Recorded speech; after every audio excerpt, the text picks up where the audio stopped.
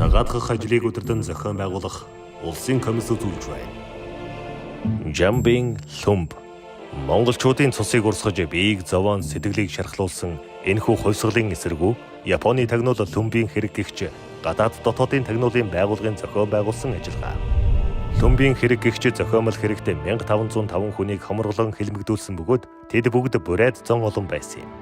Зорилго нь бүгд найрамдах Монгол ард улсыг зөвлөлт холбоот улсын алт орнод дах улс төр цэргийн найдвартай түшиц газар бамбай бүс болгох үйл ажиллагааны бэлтгэлийг хангах, монголчуудын гаргаж болзошгүй эсэргүүцлийг ямар ч цаг үед хувьсгалын эсэргүү нэрийн дор нухчин дарах боломжийг засгийн газрын хүчний байгууллагуудын гарт олгох боломжийг нээх явдал байлаа. 1933 оны 1-р сарын 9-ноос 18-нд Улаанбаатар хотноо дотоодыг хамгаалах газрын төв орон нутгийн анги хэлтсийн дарга нар ба зөвлөлтийн сургагч мэрэгжилтний хамтарсан зөвлөгөөн болов. Зорилго нь зөвлөлт холбоот улсаас Монголд дагаар орсон бурайд нарын дотор Японы гар хөл болсон баримт байж болох талаар хэлэлцжээ. 1933 оны 5-р сарын 23-нд Монгол Ардын хувьсгалт намын төв хорооны нарийн бичгийн дарга бөгөөд Монголын үйлдвэрч нэвлийн төв зөвлөлийн дарга Лүмб үйлдвэрч нэвлийн ажлаар гэнэт ганцхан өдрийн томилгоогоор өндөр хаан дэрэв. Тэр Хинтээ аймгийн намын хорооны дарга Цэрэнгийн тоноод буцав. Тэр бараг хинтээ ч уулзсангүй. Үнэн дээр хинтэд яагаад гэнэт томилогдсноо ч мэдээгүй байдаг. Дараах нь Лүмб Хинтэд очоод цэвэг жавтай аймгийн төвийн хойхон нэгэн хашааны ард нууцаар уулзаж холбоо бариад шууд хот бутсан юм гэсэн яриаг Хинтийн дотоодыг хамгаалахаас тарав. 1933 оны 7-р сарын 19-нд дотоодыг хамгаалах газрын дарга Намсраа, орлогч дарга Самдан, хэлтсийн дарга Аюуш нар мөн газрын сургагч Григоров, Семенов нарын хамт ирээд Лүмбийг гэрээс нь баривчилжээ.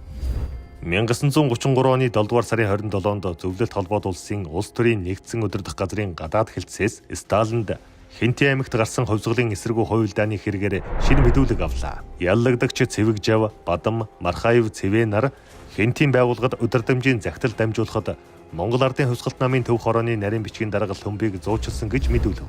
Лүмбийг баривчилсан болно. Лүмбийг байцааж эхэллээ гэж илтгэсэн байна.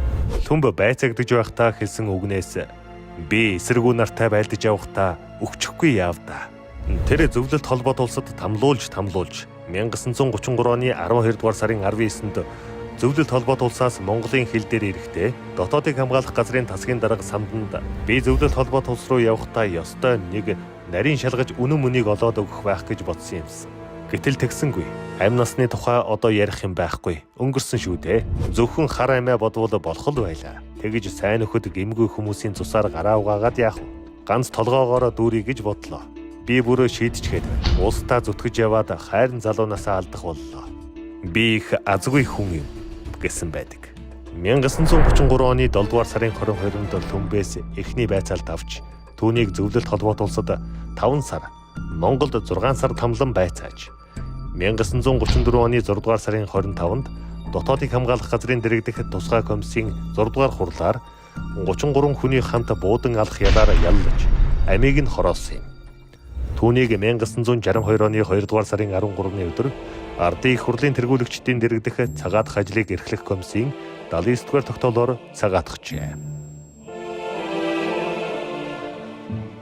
Халуун итгэл зөхөрсөн, хатан зүрх шархирсан, хар дарсан зөөч чигэн жилүүдийг хамаг монголчууд бүү мартах тун.